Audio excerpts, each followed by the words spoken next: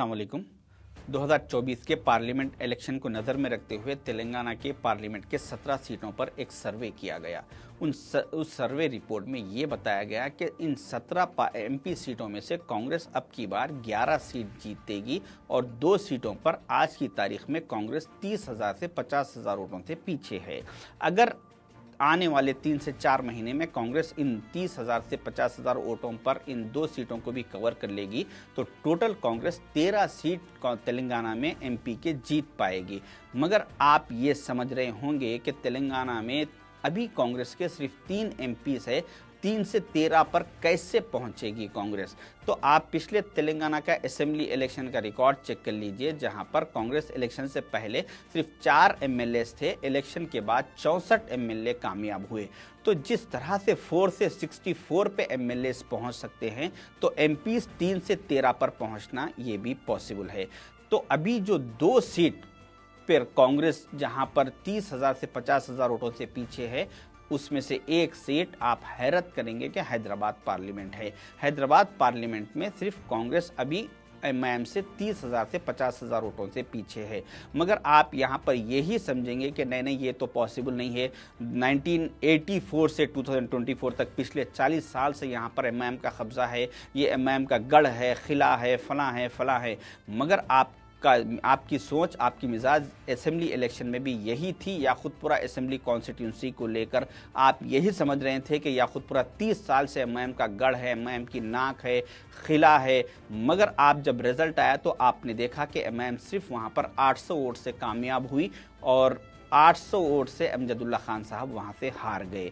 तो इसी तरीके से कांग्रेस एमपी इलेक्शन में अभी सिर्फ 30,000 से 50,000 वोटों से पीछे है। अगर हैदराबाद पार्लियामेंट कॉन्स्टिट्यूंसी के लोग अक्लमंदी का मुजाहरा करते हुए अगर ये कवर कर दे और कांग्रेस को यहाँ से जिता दे हैदराबाद पार्लियामेंट से, तो वहाँ के अवाम का बहुत कुछ फ़ायदा होगा। जिस तरह से आज नामपल्ली असेंबली कॉन्स्टिट्यूंसी में एमआईएम के एमएलए माजिद हुसैन साहब जॉब मेला लगाकर वहाँ की अवाम कंपनियों को रिक्वेस्ट करके, आजीजी करके वहाँ पे लाके प्रोग्राम करवा के वहाँ के लोगों को जॉब दिलाने की कोशिश कर रहे हैं और लोगों के घरों पर जाके बोल रहे हैं कि अम्मा मैं तुम्हारा एमएलए हूँ, तुम्हारा बेटा हूँ, तुम्हारा भाई हूँ, कुछ काम है तो बोलो, कोई तकलीफ तो नहीं है ना।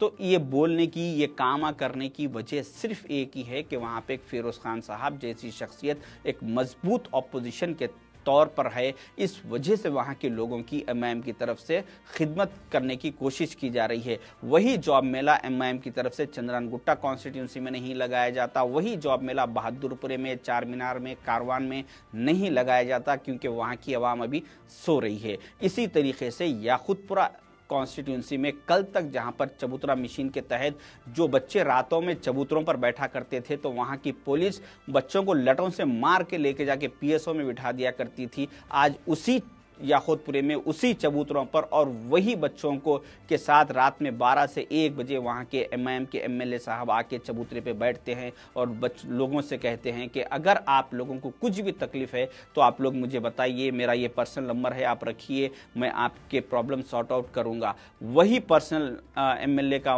नंबर चंद्रानगुट्टा कॉन्स्टिट्यूंसी में नहीं दिया जाता, बहादुरपुरे में नहीं दिया जाता, मलकपेट में नहीं दिया जाता, कारवान में, चार मीनार में एमएलए जाकर नहीं देते, चबूतरों पर नहीं बैठते। उसकी वजह यह है कि याकुतपुरा कॉन्स्टिट्यूंसी में अमजदुल्ला खान साहब जैसी एक मजबूत ऑपोजिशन लीडर होने की वजह से वहाँ के लोगों की खिदमत की जा रही है। तो इसीलिए मेरी आप लोगों से रिक्वेस्ट है कि एक बार आप लोग ये डिसाइड कर ले कि अब की बार हम एमपी में कांग्रेस को जिताएंगे और एमआईएम को हराएंगे। उससे होगा फ़ायदा ये कि अगर मई के महीने में इलेक्शन हुआ 2024 के और जून के महीने में रिजल्ट आ गया कि कांग्रेस वहां से कामयाब हो गई, तो आप लोग मेरी बात नोट करके रख लीजिए, रिकॉर्ड करके रख लीजिए कि उसके बाद से जुलाई के महीने से कांग्रेस 2029 का इलेक्शन जीतने के लिए आप लोगों के दरमियान आ जाएगी। कांग्रेस का एमपी आप लोगों के साथ रहेगा, वहां पे डेवलपमेंट करने की कोशिश करेगा, दुनिया बहुत कुछ करने की कोशिश करेगा। और वही जो एमआईएम के एमपी साहब जो थे, जो 40 साल से वहां पर उनके गढ़ था, मगर जो जून में वो हार गए मई के महीने में, तो उसके बाद वो आप लोगों के दरमियान आ जाएंगे। एक्स एमपी, सारे एमएलए, एमआईएम के सारे एमएलए, सारे कॉरपोरेटर, सारे इब्तदाई सदर्स, सारे आप लोगों के दरमियान आके आप लोगों की खिदमत करने की कोशिश करेंगे, ताकि 2029 के इलेक्शन में फिर से उन्हें जो उनकी 40 साल से जो सीट थी जो चली गई उसको फिर वापस लेने के लिए। तो मेरा एक पर्सनल मैं एक अंदाजा बता रहा हूं कि शायद के, क्योंकि ओवैसी फैमिली एक हिंदुस्तान की एक अमीर तरीन फैमिलियों में से है, शायद कि वो लोग अगर एक बार हार गए तो उसके बाद वो लोग उनके जो हॉस्पिटल्स है, जैसा कि ओवैसी हॉस्पिटल और असरा हॉस्पिटल, मैं समझता हूं कि ये हैदराबाद पार्लियामेंट के वोटर्स के लिए कंप्लीटली फ्री कर दिया जाएगा, ताकि 2029 का इलेक्शन जीता जा सके। सारे इनके जितने कॉलेजेस है वो हैदराबाद पार्लियामेंट के वोटर्स के लिए फ्री कर दिए जाएंगे तालीम, ताकि वो 2029 का इलेक्शन जीते। जितने इनके दारुसलाम बैंक के ब्रांचेस है उन तमाम ब्रांचेसों में बगैर सूद के लोन दिया जाएगा हैदराबाद के वोटर्स को, ताकि वो फिर दोबारा से 2029 में इलेक्शन एमपी का जीत सके। तो जितने भी लोगों के आज दारुसलाम बैंक में सोना, प्रॉपर्टीज वगैरह जो भी रहन में रखे उनका जितना सूद है, वो मैं समझता हूं कि अगर हैदराबाद से एमपी हार गए तो वो सारे लोगों का माफ कर दिया जाएगा और उन्हें बगैर सूद के एक सिस्टम निकाल दिया जाएगा कि यहां पर इंटरेस्ट सूद सिर्फ हैदराबाद पार्लियामेंट के बाहर के लोगों से लिया जाएगा, हैदराबाद के लोगों से नहीं लिया जाएगा।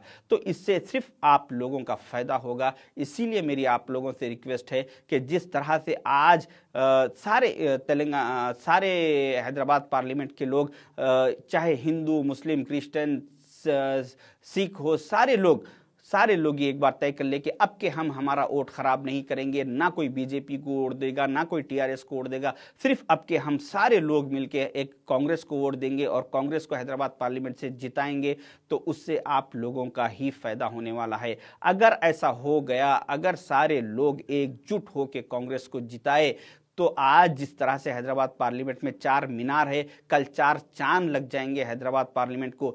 मगर खासकर मैं बहादुरपुरा, खासकर मैं गोशा महल कॉन्स्टिट्यूंसी के लोगों से कहना चाहूँगा कि आप लोगों के आपके एमएलए की बातों में मत आइए। वो नहीं चाहेगा कि असदुद्दीन अवैसी साहब हारे, एमआईएम हारे, वो नहीं चाहेगा, इसलिए वो आप लोगों के वोट को डिवाइड करने के लिए आप लोगों को बीजेपी को दिलाने की कोशिश करेगा। आप लोग एक बार डिसाइड कर लीजिए, अब कि हम बीजेपी को वोट नहीं देंगे, सिर्फ कांग्रेस को देंगे और कांग्रेस को यहां से लाएंगे। अगर कोई भी आपको ये बीजेपी को वोट देने के लिए बोल रहा है या कोई टीआरएस को वोट देने के लिए बोल रहा है, तो वो सिर्फ एमएम को जिताने के लिए बोल रहा है, ना कि जैसो वो पार्टी के लिए। तो लिहाजा एक बार आप लोग ये काम कीजिए। अब बाद लोगों का ये सोचना होगा कि नहीं भाई, एक नमक का कंकर है, आवाज पार्लियामेंट में आवाज उठाते रहने देना, तो ऐसा कुछ भी नहीं है। ये एक बार नमक के कंकर को आराम दीजिए। 40 साल से बहुत ये नमक के कंकर को आप लोग मौके दिए, एक बार आप इनको घर में बिठाइए, उसके बाद देखिए कि किस तरह से ये नमक का कंकर आपके लिए शक्कर का थैला बन जाएगा, आपकी खिदमत में आ जाएगा, सारे लोग इनके आपकी खिदमत में आ जाएंगे और सारी आवाम का फायदा होगा। इसीलिए मेरी, और अगर एक बार आपके कांग्रेस हैदराबाद पार्लियामेंट से जीतती है, तो मेरा आप लोगों से वादा है कि मैं खुद अपना vote next time Hyderabad parliament में ट्रांसफ़र करूंगा और ये नमक के कंकर को मैं मेरा वोट भी दे के 2029 में जिताने की कोशिश करूंगा। मगर शर्त यह है कि आप लोग एक बार आपके कांग्रेस को जिताइए। अगर एक मजबूत अगर ऑपोजिशन रहेगा तो इसमें हैदराबाद पार्लियामेंट के लोगों का ही फायदा होगा।